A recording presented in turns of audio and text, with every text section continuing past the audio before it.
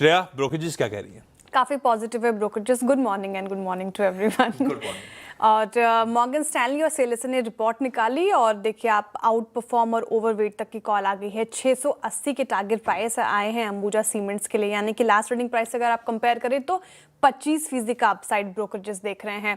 और खबर यही कि बोर्ड ने एसीसी और ओरिएंट सीमेंट को अंबुजा सीमेंट में मर्ज होने की मंजूरी दे दी है। स्वैप रेशियो हमने समझा एसीसी के लिए 328:100 और ओरिएंट के लिए 32:100 है।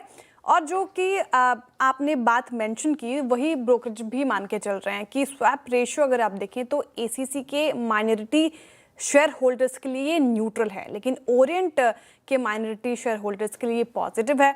और कंपनी का कहना है कि मर्जर के बाद सिनर्जीज से कम 100 रुपीज़ पर टन की कॉस्ट सेविंग हो सकती है, जो कि सबसे बड़ा फ़ायदा होगा।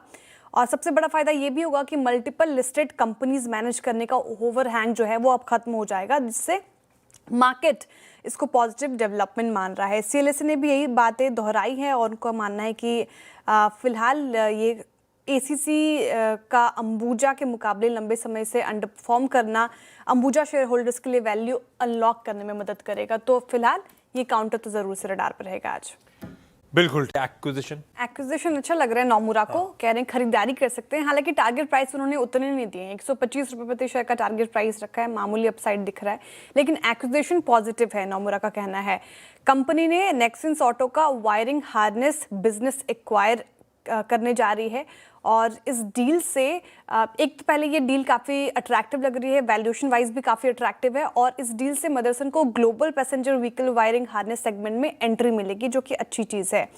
नोमुरा ये मान के चल रही है इस एक्विजिशन से कैश ईपीएस एक्रेटिव होगा, यानी कि डील से कंपनी की पर शेयर कैश कमाई जो है वो बढ़ने वाली है। और इनफैक्ट वो कह रहे हैं कि पहले ही साल में ईपीएस में अगर आप लगभग देखें तो 2% की बढ़ोतरी आ सकती है। और संवर्धा मदरसन ने अच्छा परफॉर्म भी किया, पिछले 1 महीने में 10% से ज़्यादा के रिटर्न और 6 महीने में अगर आप देखें तो 23% के रिटर्न दिए हैं। तो ये काउंटर भी रडार पर रहेगा। क्या कहती है?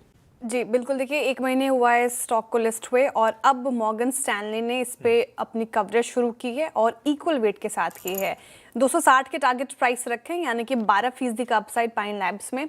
उनका मानना है कि कंपनी की जो पकड़ है अपनी सेगमेंट में काफ़ी अच्छी है और वो कह रहे हैं कि इसका पार्टनर इकोसिस्टम भी काफ़ी स्ट्रॉन्ग नज़र आ रहा है। इसीलिए ब्रोकरेजेस को उम्मीद है कि फाइनेंशियल ईयर 25 से 28 के बीच कंपनी की रेवेन्यू करीब 19% केगर से बढ़ेगी, जो कि अच्छी चीज़ है। और क्या पाइन लैब में उनको अच्छा लग रहा है, इनका एसेट लाइट मॉडल की तरफ शिफ्ट होना ये सही लग रहा है। एबिट मार्जिन फाइनेंशियल ईयर 28 तक करीब 20% पहुँच सकता है, जो कि बड़ा पॉजिटिव है। हालांकि वैल्यूएशन के लिहाज से अगर आप बात करें तो मॉर्गन स्टैनली ने ये साफ किया कि स्टॉक का फुल वैल्यूएशन पर अभी कवर नहीं किया गया है, तो ये फिलहाल पाइन लैब्स पर एक अपडेट, लेकिन आप ये रडार पर रख सकते हैं स्टॉक। ओके, रडार पर रखें। हाँ, पावर सेक्टर पर है। शांति बिल 2025 जो पास हुआ है उसके होने के बाद न्यूक्लियर पावर सेक्टर में अब प्राइवेट कंपनीज के लिए रास्ता खुल रहा है। ये एक बड़ा पॉजिटिव है पावर सेक्टर को लेकर, इसलिए एचएसबीसी की रिपोर्ट आ गई है इस पर। वो कह रहे हैं कि अब प्राइवेट कंपनीज के लिए रास्ता खुल रहा है, लॉन्ग टर्म इन्वेस्टमेंट और कैपेसिटी ग्रोथ के नए मौके मिलेंगे, इसलिए पावर सेक्टर रडार पर रहेगा। और साथ ही अक्टूबर और नवंबर का महीना काफ़ी सुस्त रहा है, लेकिन अब दिसंबर से अगर आप बात करें तो शुरुआत में ही बिजली मांग में एक रीबाउंड देखने को मिल रहा है और रिन्यूएबल्स में तेज़ी बनी हुई है। नवंबर अगर आंकड़े रखूँ सामने तो नवंबर में करीब 3.3 गीगावाट नए रिन्यूएबल कैपेसिटी जुड़ी है और साल की शुरुआत से अब तक करीब 31 गीगावाट एडिशंस हो चुके हैं, जो कि अब तक के हाईएस्ट लेवल पर है। इसलिए पावर सेक्टर में अब पार लौटता हुआ नजर आ रहा है, इसलिए ये सेक्टर भी आपके रडार पर होना चाहिए। Power sector